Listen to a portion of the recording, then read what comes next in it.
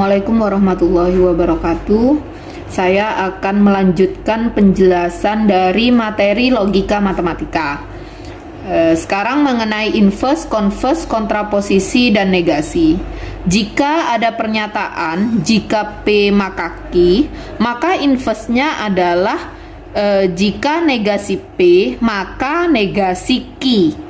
Nah, converse dibalik pernyataannya. Jadi jika Q maka P. Kontraposisi dibalik juga tapi menggunakan negasinya, yaitu negasi Q maka negasi P. Negasi itu jika dinegasikan pernyataan P maka Q maka P jika P dan negasi Q. Senilai dengan pernyataan negasi Q maka negasi P. Jadi pernyataan P maka Q senilai dengan pernyataan negasi Q maka negasi P. Contohnya, pernyataan dari jika Bogor hujan maka Jakarta banjir.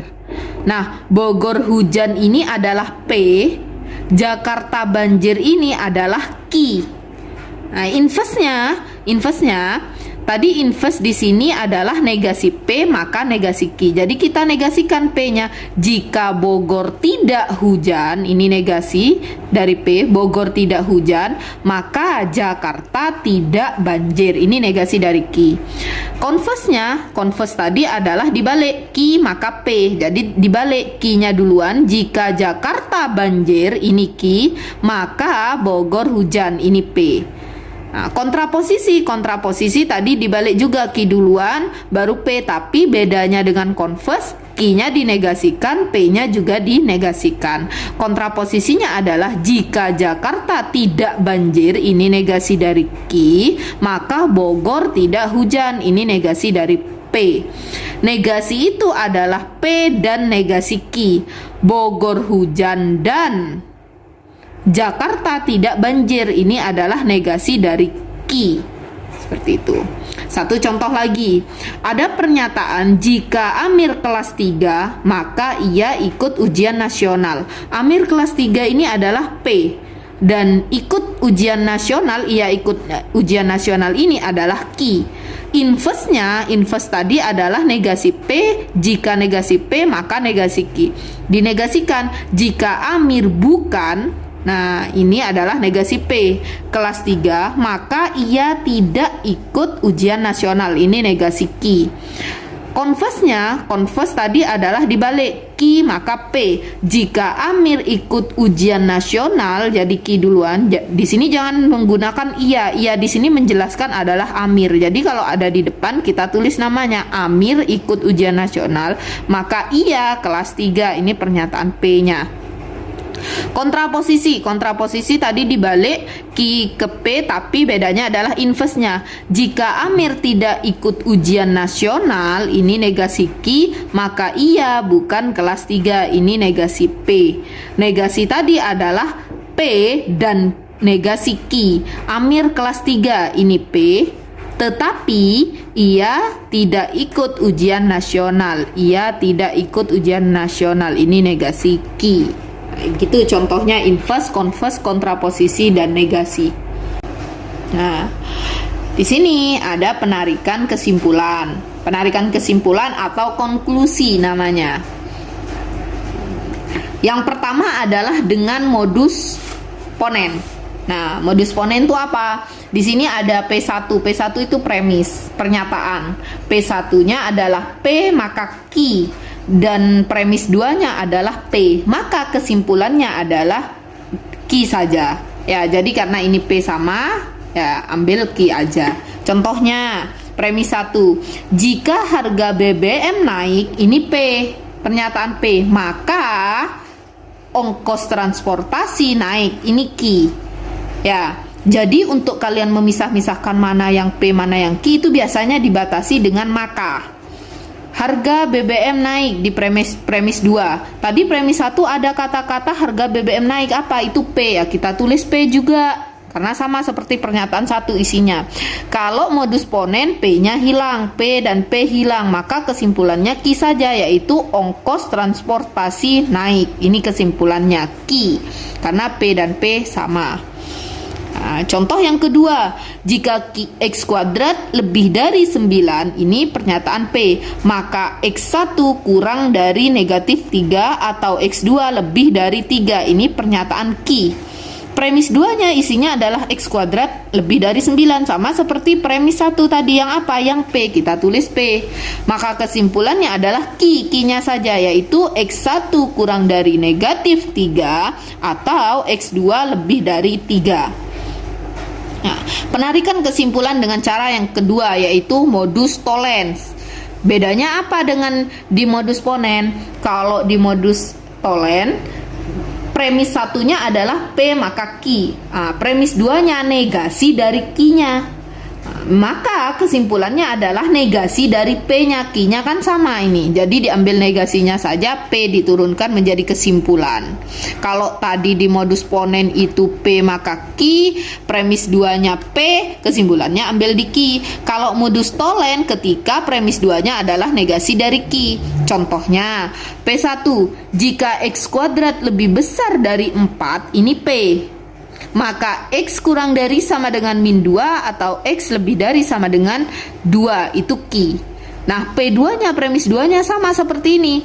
Ini kalau dijabarkan sama seperti ini. X, ini negasi dari Q-nya, maksudnya X lebih dari min 2 atau X kurang dari 2. Ini kebalikannya. Nah, kebalikan dari negasinya dari kurang dari sama dengan, yang penjelasan di depan adalah lebih dari. Negasi dari lebih dari sama dengan adalah kurang dari. Ini sama nilainya seperti itu. Ini negasi Q-nya. Maka kesimpulannya kalian ambil negasi dari P-nya, yaitu X kuadrat kurang dari 4. Ini negasi P, karena lebih dari negasinya adalah kurang. Contoh yang kedua, premis 1. Jika Budi kelas 3, ini P, maka ia ikut ujian nasional, ini Q. Premis 2-nya, Budi tidak ikut ujian nasional. Tadi yang di premis 1 adalah ia ikut ujian nasional, di sini tidak. Berarti ini negasi dari Q. Maka kesimpulannya adalah karena modus tollens, kalian ambil dari negasi P. Jadi ini Q-nya hilang, negasinya ambil buat kesimpulan, dan P-nya diambil buat kesimpulan. Jika P-nya Budi kelas 3, maka negasi P-nya adalah Budi bukan kelas 3. Selanjutnya adalah penarikan kesimpulan dengan cara silogisme. Bedanya di silogisme ini memiliki tiga pernyataan, 3 premis, yaitu premis 1, premis 2. Nah, ini premis 2 ini. Salah ini. Premis 2 dan premis 3.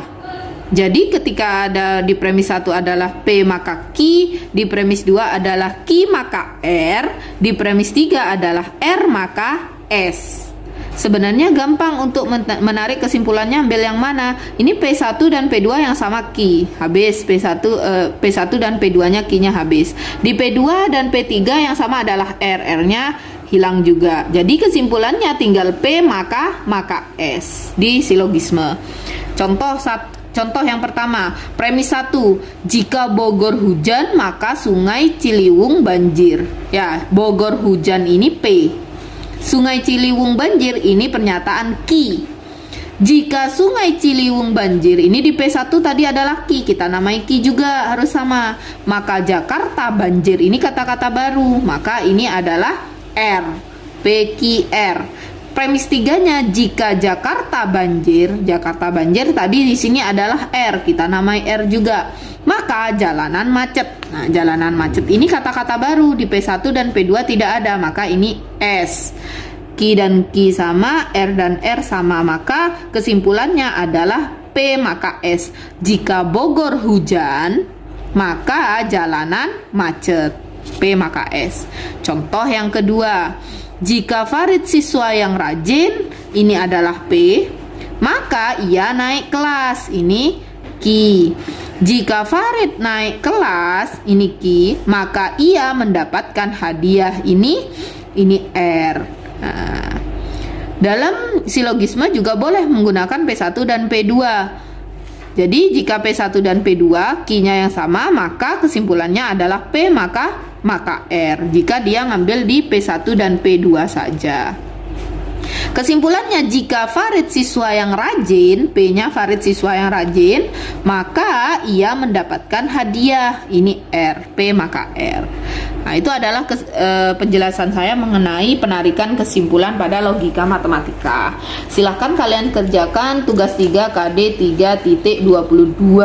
Sudah saya sediakan tempat untuk mengerjakan atau menjawab soal-soalnya. Di sini kalian cara pengerjaannya sama seperti penjelasan saya, di mana P-nya, di mana Q-nya, di mana R-nya, dan dia menggunakan cara apa, silogisme atau yang tadi di depan seperti itu. Nah, ini sampai 6 nomor. Nah, di sini ada contoh dan pembahasan soal-soal. Sudah ada pembahasannya, ada caranya, ada jawabannya. Silahkan kalian pahami, kalian pelajari.